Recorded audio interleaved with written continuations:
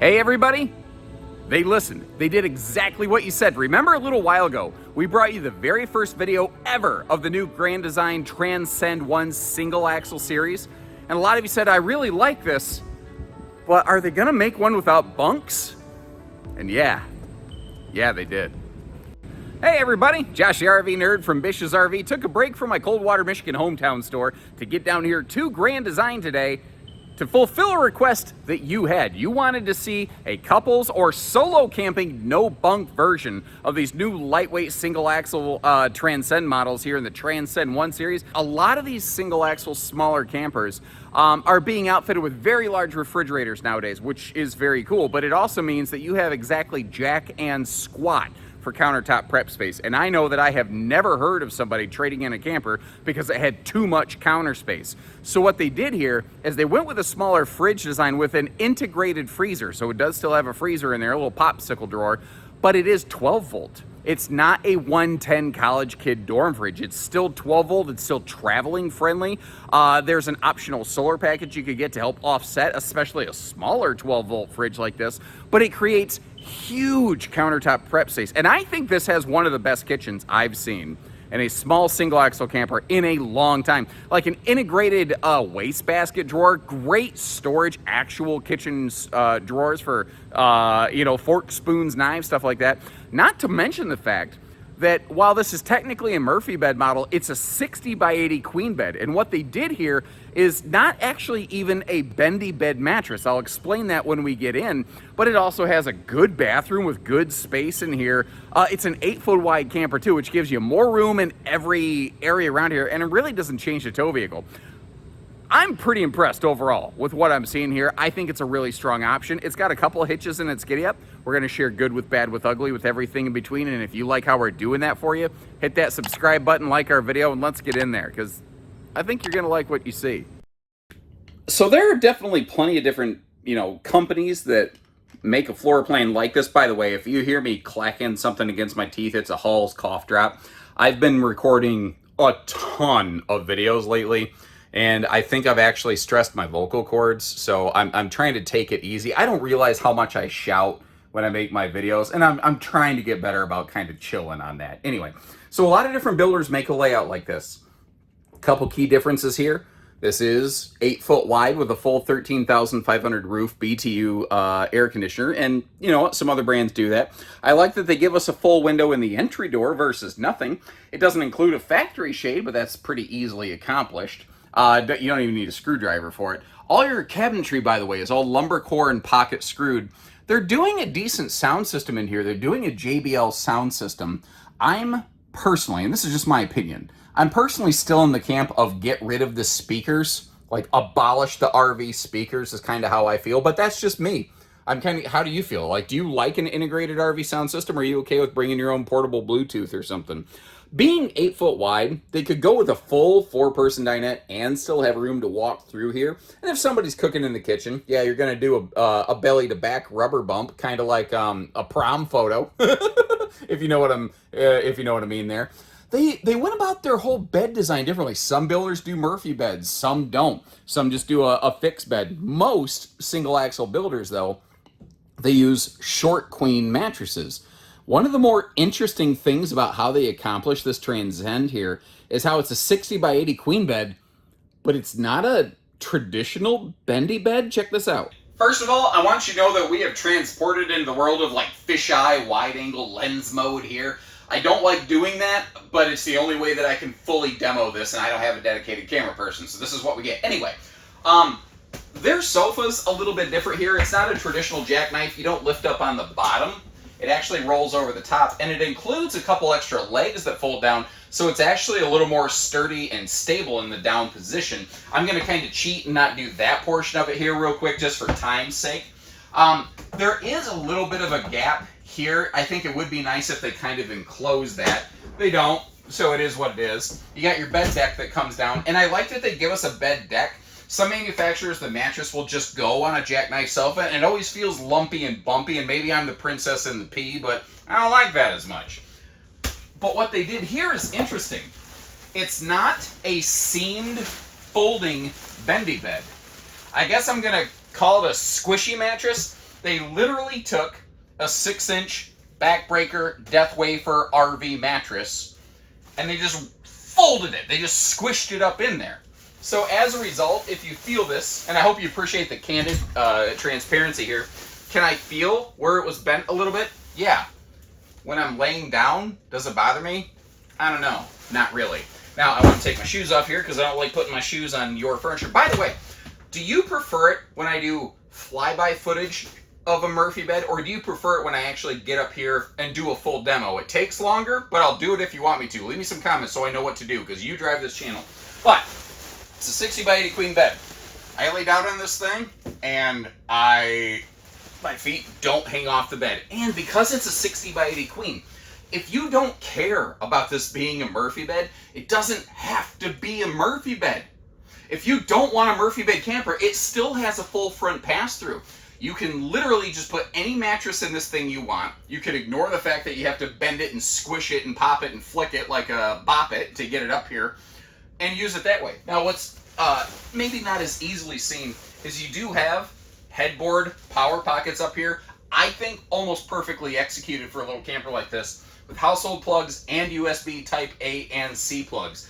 So I've got all the plugs I want. Not to mention, like over here, you see you've got more plugs over here for daytime use, and then I've got plugs here for nighttime use. This is a stick and tin camper. It's a very aggressive price point segment. I'm just realizing that I'm not going to cold cock myself if I lay up in bed at night too. That's awesome. As a result, though, this is a very price-sensitive series of camper. It's kind of nice to see them actually put some extra details in there. Now, putting this away really isn't hard. Just, again, you just squish the mattress up there. Latch that in place. Come on, latch it in place, dummy. I can't get it done. Flip this sucker right up, and you're good to go. And I suppose if you ever want to, during the daytime, you've got a little, I call it simulated cinema seat area here with a couple little cup holders and an armrest. Maybe good if you're looking for that separation and population control. But it's nice that we have a sofa and good size side stands. Like if you're sitting here, you need to sit down at a dinner plate, you got a place to do it. But speaking of that, where do you eat? We've got a dinette, but did you know? This RV also includes its own free-floating folding leg picnic table. This is something that a lot of people like to pick up aftermarket, but it actually just stores in the slot right there under the sofa. It is a little bit tight when the table's out for use, but you could still scoot past that thing if you needed to. And you might look at this and go, why do I need two, places to eat in a little camper like this?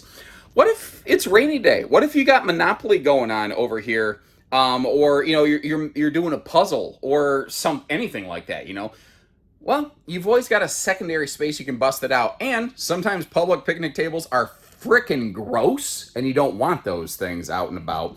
Another handy little thought that I had with this thing is, if need be, you can always kind of use it like sort of additional countertop space, or maybe a little buffet space. Or, hold on, I just kind of thought, when it's over here in that corner with those power outlets, that's almost like a little potential makeshift work desk station.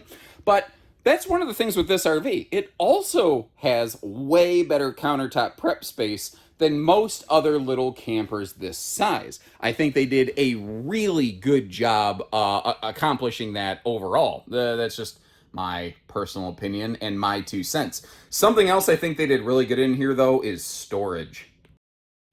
I think they really utilized and maximized the space very effectively and intelligently. Because when you're in a little camper like this, I don't know that you need a ton of hanging clothing storage. So they built in some really solid heavy-duty shelves there. Also, a lot of single-axle campers, your side stands open directly into the front pass-through, and they kept everything separated here. So your stuff that you have in the pass-through compartment doesn't intermingle with your interior cargo. I think that's just really smart execution. It probably costs a little more, but I really like it. They've stuck with their little pet-friendly trend right here. But what's nice is, like, what if you have a water bowl over here and you don't want your pet splashing water around a wooden drawer? Well, the good news is you don't have to worry about that. You don't even have to use those. You could just have a bonus drawer down there for your I call it the socks, Crocs, and undies drawer. but you do still have some hanging storage. They also went with that very modern, almost like canister style recessed light, just to give this thing, I think, a little bit of Smex appeal. I've seen some manufacturers of these smaller basic trailers put their TV hookups up there. I'm glad that Transcend did not, because if I continue to spin you around like a record baby, what you're going to see is directly across from the Murphy sofa, at what I think is the best location, is where they put their TV hookups. Now, you're probably still not going to put a 50-inch Jumbotron up there or anything, but if you're stuck inside here on a rainy day, it's enough that I think you could make it work. And depending on where you're sitting, you could have somebody sitting there. The only people that really wouldn't see a TV are the people at the forward-facing bench. We're currently rear-facing right now, just to help you get your bearings in case you were a little bit curious. Again, campside window coverage on this is very nice. That's a big breeze window right there. It's easy to miss how they put some extra lights under all your overhead cabinets. A lot of manufacturers will skimp out on little details like that. Things like that have a way of getting missed from time to time. I just kicked that pet dish that I set out. I guess I really should have paid attention to where I left that thing. Anyway, let's open this stuff up here, show you a little bit of the storage capacity. That dinette does fold down into a sleeper. Now, it's a sleeper for the littles. It's not a big person sleeper. It's a little person sleeper. Most of the dinette is not storage because there's things like the converter, your water heater, some of those big, bulky, boxy, systematic kind of things. Those are located under that dinette. You may have also noticed how this does have a sliding pocket privacy door for the bathroom, which is cool, instead of a swinging door. In a little trailer like this, it just makes navigating the RV a little easier. But this kitchen, I think, is probably one of the best, most unsung qualities of this RV. It has excellent counter space. Now, it came at the cost of not having one of those gigantic 12-volt DC compressor fridges. That is still, though, a 12-volt DC compressor fridge with, I'm going to call it the popsicle freezer drawer inside of it. But the little details here, like a place to put paper towels, that's the kind of stuff that people add aftermarket to their RVs constantly. But RV manufacturers never do it. They know people want it, but they never do it. Well, Transcend said, well, if people want it, why don't we do it? Kind of like maximizing the overhead cabinet space by throwing some shelves in there. And like the dedicated wastebasket pull-out drawer, oh my gosh, yes, please, thank you. Having not one, not two, but 3 normal traditional silverware drawers in this RV, although the bottom one I guess maybe you wouldn't call a traditional silverware drawer. But the fact that they used every bit of that space and they maximized the drawer capacity. How many single axle RVs have you seen me cover on this channel where they give you exactly zero drawers? It drives me nuts. It absolutely drives me crazy. And I love that Transcend is thinking about this stuff. It just makes sense. Now, the bathroom's full 8 foot wide. They didn't make it like 4 foot deep, but look at this. I still have plenty of legroom. I'm over 6 foot tall. I fit in that thing, I think, just fine. Now, again, a lot of little campers are not good about giving you linen space in a bathroom. And I'm not a super fan of open face storage, but a thin open face like that for like rolling up towels and putting them in there military burrito style. You know what? It works just fine. And the fact that this little trailer has a dedicated bathroom sink so you're not washing your bathroom hands in the kitchen with, I think, reasonable counter space for a small bathroom here. And down below, even in the bathroom, giving us a place to include a wastebasket. That stuff is so handy. And it's the kind of things that a lot of RV manufacturers don't include. And it's the difference between, I think, a product manager that really listens to people and how they camp and what they want, like a bigger rectangular shower instead of a radius shower, giving us the shower surround paneling. These are things that everybody says they want, but a lot of brands just don't do them. Now, it is a traditional 6.5 foot tall. So if you're 6 foot plus like me and you stand in that shower, yeah, your head's absolutely grinding against that basically vent fan skylight wombo combo. But the fact is, if you need to get it, you need to get in there. You need to get all rinsed up. It's good enough. Like, that certainly wouldn't stop me from buying one of these. I don't know. What about you? What do you think of this thing so far? Now, a lot of manufacturers moved away from going 8 foot wide on their single axle production because they were trying to keep the trailers lighter. But if you've noticed a trend in the RV industry over the last couple of years, I call it the fattening of campers. Travel trailers, especially single axle little campers, they keep getting heavier every single year. And it got to the point that whether you're 7 wide or going 8 foot wide, which adds maybe 100 pounds, you end up needing pretty much the same tow vehicle. You have essentially the same weight ratings. So they decided to go 8 foot wide on these to really maximize the space, get you things like that bigger dinette area, to be able to give you more storage to walk around the bed more easily. They put a lot of benefits into it. But there's a lot of easily missed, unseen features that I think you'll really like on these. And I'm gonna see if I can give you a look at one here. If you look right down the side of this metal, where the light glitters off of it, you notice how it's got more of a matte finish. It's not like super glossy like those decals are right there. That's because this has an application of Tough Coat on it, which is an anti-scratch coating. So if you're pulling into a campground that has those low-hanging tree branches, state park, national park, something like that, which this little thing would be easy to maneuver, it just helps keep the RV looking good, you know. Another thing that I think is really cool about this is a full front pass-through, but they've also integrated a basic docking station into it that you don't find on single axle campers too awful often. And in case you're curious why that little boxy bump exists in the pass-through, that's where those drawers inside under the dinette exist, basically. So that's some interior storage. If I'm gonna be looking for trouble with the mapping glasses, if I'm gonna just be ultra nitpicky, the awning is a little small. It looks like maybe the awning could have been extended forward and back just a little bit. I'm just glad it's not any smaller, you know, I guess is what I'll say right here. If you look, it looks like it's a single point cycloptic outside speaker next to the D in Transcend up there. It's actually a bi-directional speaker point where it does have left and right separated output. It just is a single, low location, which when you're in a little camper like this, I don't know that I need a stereo surround sound system anyway. Your water heater, I don't love that it exhausts over here on the campsite of the RV, but it is gas and electric, fast recharge, and DSI. DSI means direct spark ignition, if you didn't know, basically electronic ignition, which is kind of handy.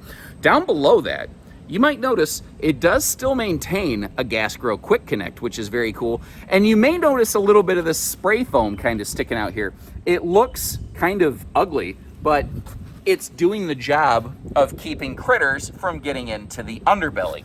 Because not only is this an enclosed underbelly, it's still forced air heated. And there are nearly no other single axle campers in a stick and tin category that have a forced air heated enclosed underbelly. That's exceptionally rare. That's a tandem axle trailer feature that they're knocking out of the park right here.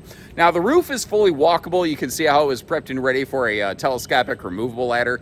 By default up there, again, no solar, but they have a 200-watt solar option. And they do run wiring in the RV. If you want to add an inverter, you could add up to a 2,000-watt inverter, and it will hook up to every single outlet within the rig. They also put it's a class 2 receiver back here, which is basically exclusively a bike rack kind of receiver. It's not the kind of thing made for like big heavy duty cargo generator trays or anything like that. But I don't think that's what this RV is. The RV does also benefit from being what I call a single-headed sewer monster. So your kitchen, your bathroom, everything drains out of one location. I'll say too, for a single axle camper, their holding tank capacities are not wow, but they're not terrible either. And I really want to give them credit for including a stovetop exhaust vent hood up here. That's something a lot of brands won't do on a little trailer like this to try to save a buck.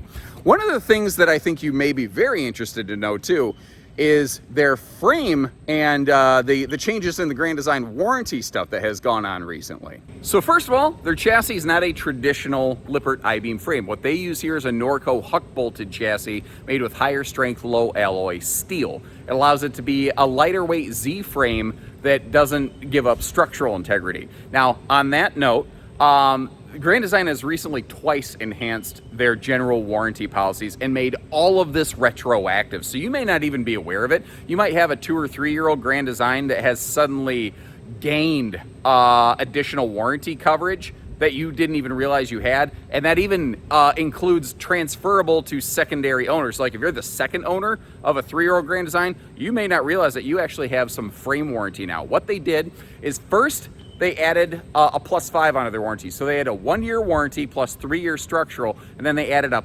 +5 year frame warranty on top of that. And some folks said, yeah, but what if I'm the second owner? So they decided to also retroactively make that transferable. And they've done that all the way from their little guys here all the way up through their giant toy haulers. And that is a major shift in the industry. Very few brands have a transferable warranty like that. But remember, again, if you're kind of liking what you're seeing here, but you do need bunks, well, they certainly make one of those too. I'll try to leave you some links in the video description to check for availability, to check for similar models from other builders, because there's definitely a bunch of other people making a floor plan like this. But I think some of the execution points here do separate this one. This is not just another carbon copy clone floor plan. They went about it a little different. Maybe you prefer the bigger fridge. Maybe you prefer the bigger kitchen, like counter space and stuff. It's awesome that you have a choice, because it seems like the entire marketplace has homogenized to one concept, and it's kind of nice to see somebody shake it up a little bit, like, well, Taylor Swift would shake it off. I don't know. Anyway, I'll work that out on my own time for my open mic night routine. Meanwhile, thanks again for tuning in. Take care, stay safe, have fun, and happy camping, everyone.